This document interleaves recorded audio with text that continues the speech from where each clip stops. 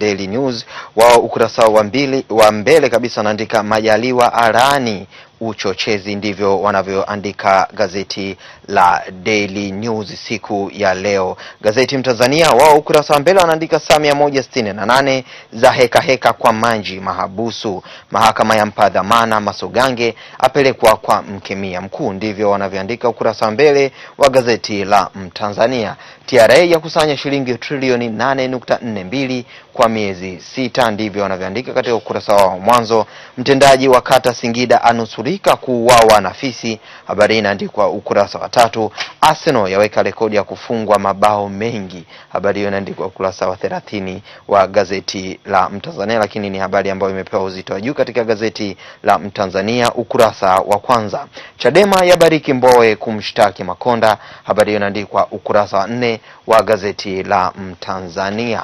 Majira wao ukurasa wa mbele wanasema wanaochochea vurugu hawana nafasi, ni kauli ya Waziri Mkuu Majaliwa, habari hiyo inapatikana ukurasa wa 4. Manji Koltini asomewa shtaka la kutumia dawa za kulevya, asaini bondi ya milioni 10 apewa dhamana, habari hiyo inaandikwa ukurasa wa 4 wa gazeti la Majira.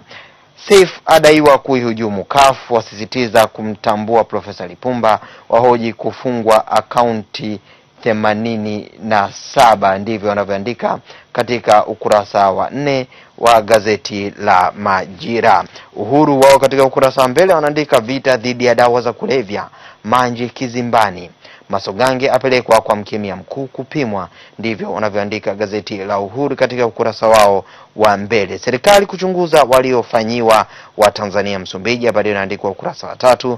Majaliwa atoa onyo kali kwa wachochezi, ni habari pia ambayo imepewa uzito wa juu na magazeti ambayo yametangulia. Jambo Leo katika ukurasa wao mwanzo wanasema Chadema yadilia viongozi wa stafu, ya wataka wajitokeze kuishauri serikali kuhusu katiba, yalalamikia wafuasi wake wafanyabiashara kukamatwa, habari hiyo inapatikana ukurasa wa 4 wa gazeti la Jambo Leo. Vilio simanzi dua vya tawala kesi ya Manji, habari hiyo inapatikana ukurasa wa 4. Na pia sababu 10 vyuo vikuu nchini kupoteza sifa, wanaandika gazeti la Jambo Leo. Habari Leo wao ukurasa wa mbele wanaandika Manji ashtakiwa kwa kubuya unga, Masogange apelekwa kwa mkemia mkuu, ni habari pia ambayo imepewa uzito wa juu na magazeti ambayo nimekusomea hapo awali. Vituo 155 vya kutii vyafutwa, habari inaandikwa katika ukurasa wa 3 wa gazeti la Habari Leo. Waliofukuzwa Msumbiji wafikia 193, habari inapatikana ukurasa wa 8 wa gazeti la Habari Leo. Magazeti ya michezo Bingwa pamoja na Champion.